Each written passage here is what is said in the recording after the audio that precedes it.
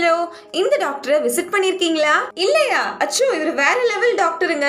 எந்த வியாதியாக இருந்தாலும் 500 ரூபாயில் குணப்படுத்தப்படும். உங்கள் வியாதி குணமாகவில்லை எனில் 1000 ரூபாயாக திருப்பி தரப்படும்னு தனது கிளினிக் முன்னால பெரிய போர்டுல எழுதி வச்சிருந்தாரு. இதை கவனிச்சுக்கிட்டே இருந்த ஒரு நபர் எப்படியாவது டாக்டரை ஏமாத்தி 1000 ரூபாவை கலெக்ட் பண்ணிடணும்னு சொல்லி கிளினிக்க விசிட் பண்ணாரு. டாக்டர், என் நாக்குல எந்த டேஸ்டையுமே உணர முடியல, எப்படியாவது குணப்படுத்திடுங்க ப்ளீஸ் டாக்டர் அப்படின்னு சொல்ல, நர்ஸ் அந்த 4வது நம்பர் பாட்டில்ல இருக்கிற மருந்து இவர் வாயில 3 சொட்டு விடுங்க அப்படின்னு டாக்டர் சொல்ல, நர்ஸும் அப்படியே செஞ்சாங்க. ஐயோ டாக்டர், இது பெட்ரோல் ஆச்சே அப்படின்னு அவர் அலற, வெரி குட், இப்ப ப்ராப்ளம் சால்வ். இப்போ உங்க டேஸ்ட் பட்ஸ் நல்ல வேலை செய்யுது, சோ 500 ரூபாய் ஃபீஸ் எடுங்க அப்படின்னு டாக்டர் சொல்ல, இவரும் ஃபீஸ கட்டிட்டு நடைய கட்டினாரு. பரவாயில்ல, திரும்பவும் ட்ரை பண்ணுவோம் அப்படின்னு சொல்லி இந்த முறை எப்படியாவது டாக்டரை ஏமாத்திட்டு தான் நம்ம வெளியே வரணும்னு சொல்லி கிளினிக்கு போனாரு இவரு. டாக்டர், எனக்கு மறதி ரொம்ப ஜாஸ்தியா இருக்கு, எப்படியாவது குணப்படுத்திடுங்க அப்படின்னு சொல்ல, ஸ்மார்ட்டான நம்ம டாக்டர் பேஷண்டோட மைண்ட் வாய்ஸ அப்படியே கண்டுபிடிச்சிட்டாரு. நர்ஸ் அந்த 4வது நம்பர் பாட்டில திறந்து இவர் வாயில 3 சொட்டு விடுங்க அப்படின்னு சொல்ல,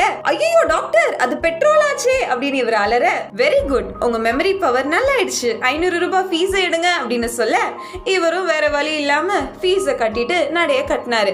ச்சே, இப்படி ஆயிடுச்சே, சரி பரவாயில்ல, விருந்தானாலும் மருந்தானாலும் 3 முறையில நம்ம ஃபைனலா ஒரு வாட்டி டாக்டரை சீட் பண்ணி பார்ப்போம், இந்த தடவை எப்படியாவது நம்ம வந்து காசை கலெக்ட் பண்ணிடணும் அப்படின்னு சொல்லி கடைசியா கிளினிக்கு போனாரு. டாக்டர், எனக்கு கண் பார்வை சரியில்லை, ப்ளீஸ் மருந்து கொடுங்க அப்படின்னு டாக்டர் கிட்ட கேட்க, டாக்டர் என்ன சொன்னாரு தெரியுமா? ஐ எம் அப்சல்யூட்லி சாரி, இந்த வியாதிக்கு என்கிட்ட மருந்து இல்ல, இந்தாங்க 1000 ரூபாய் அப்படின்னு சோகமா சொன்னாரு.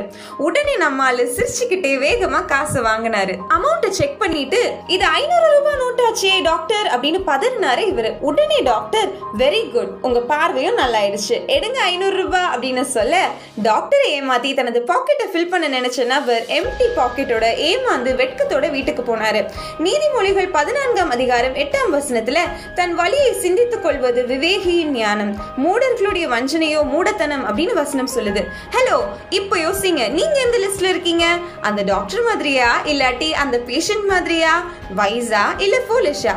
சிச்சுவேஷனை கரெக்டா டேக்கிள் பண்றவங்களா நீங்க, இல்லாட்டி அந்த முட்டாள் நபர் போல பிளான் போடுறவங்களா? உங்க மைண்ட் வாய்ஸ் லவுட் வாய்ஸா எனக்கு கேட்டுச்சு. ஓகே, விவேகியா ஞானமா நடந்து உங்க பரம தகப்பனோட இருதயத்தை சந்தோஷப்படுத்துங்க. God bless you.